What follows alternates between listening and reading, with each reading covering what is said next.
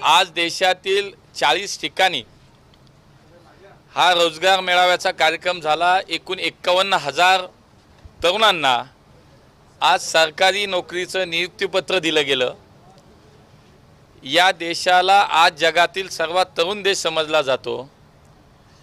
मोदीजींच्या संकल्पनेतील 140 कोटी भारतीयांच्या संकल्पनेतील विकसित भारताचं स्वप्न पूर्ण करण्याच्या दृष्टिकोनातनं या देशातील युवकांना आत्मनिर्भर करणं, त्यांना स्वावलंबी करणं, सरकारी नोकरीच्या माध्यमातून देशसेवेच्या प्रवाहात आणणं असा या सगळ्या कार्यक्रमाचा खरं तर उद्देश आहे। आणि म्हणून जवळपास 10 लाखापेक्षा अधिक युवकांना आत्तापर्यंत या माध्यमातून गेल्या 1.5 वर्षात नोकरी मिळाली। आजही मुंबई आणि नागपूर, पुणे, महाराष्ट्रातल्या 3 ठिकाणी कार्यक्रम झाला, जम्मू काश्मीर सहित 40 ठिकाणी झाला। त्यामुळे एक मोठी उपलब्धी आहे। माननीय मोदीजींच्या कल्पनेतील विकसित भारताचा संकल्प पूर्ण करण्यासाठी एक मोठं पाऊल या रोजगार मेळाव्यातनं टाकलं जातंय। आणि म्हणून आज नियुक्तीपत्र मिळालेल्या सर्व पुण्यात 107 युवकांना या ठिकाणी वेगवेगळ्या रेल्वे असेल, पोस्ट असेल, CISF असेल, अशा वेगळ्या सरकारी क्षेत्रामध्ये काम करण्याची आता संधी मिळते। 107 लोकांना नियुक्तीपत्र आम्ही आता दिली।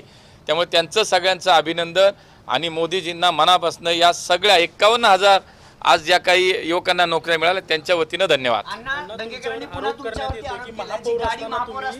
अरे बाबांनो, अरे ऐका ना, अरे बाबांनो, आता मला एक कळत नाही, रोज सकाळी तुम्ही तिथं जाता, ते खोटं बोगस काय ती ट्विट करतो तो बाबा आणि तुम्ही त्याच बातम्या चालवताय।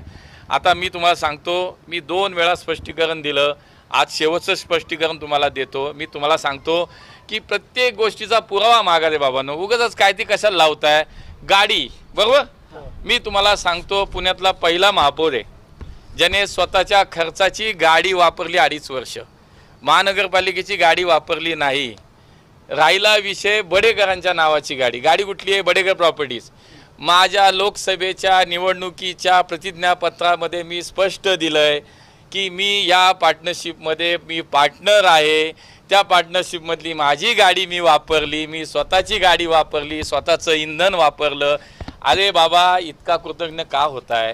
पुणेकरांना अभिमान वाटला पाहिजे आणि वाटतो की एक महापौर असा मिळाला ज्यांनी स्वतःची गाडी 2.5 वर्ष वापरली। बाबांनो, ही बातमी अशी करा, ही निगेटिव्ह करू नका। उगाच रोज काहीतरी चाललंय, एक वेळ लागलेला काय म्हणतात विकृत मनोवृत्तीचा माणूस रोज काहीतरी बोलतो, तुम्ही रोज बातमी करताय। नाही, आता बाद झालं। मी तुम्हाला सांगतो आता नाही, जाऊ द्या। हे बघा, नाही ऐका ना, आता तो मुद्दा सोडा। मी तुम्हाला आजही सांगितलं की मी त्या माणसावर इलेक्शनला पण नाही बोललो। व्यक्तिगत द्वेष, कुठंतरी आकस आणि याच्या मला वाटतं आता हे तुम्ही चालवणार का नाही? की एकमेव महापौर आहे पुण्याचा ज्यांनी स्वतःची गाडी वापरली। ती गाडी कुठली वापरली? ॲफिडेविटमध्ये दिलेली गाडी वापरली। त्या पार्टनरशिपमध्ये मी होतो, ती गाडी वापरली, माझी आहे ना।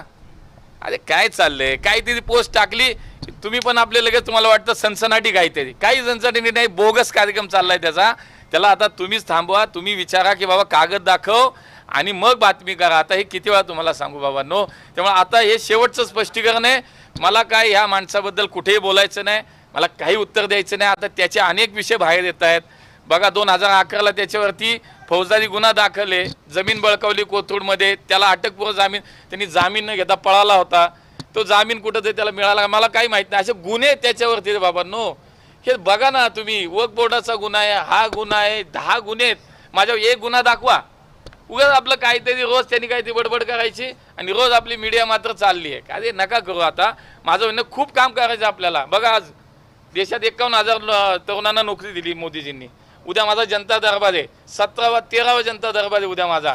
आज प्रत्येक जनता दरबार 5-5, 10,000 लोकांची कामं मी करतो। हेच लावा नाही रे बाबांना चांगलं। हे काय ते उगाच आपल्या त्याला नाही काम नाही धंदा, सगळीकडनं लोकांनी टाकून दिलेलं आहे। उगाच आपल्या ते रोज काहीतरी बोलताना आपण रोज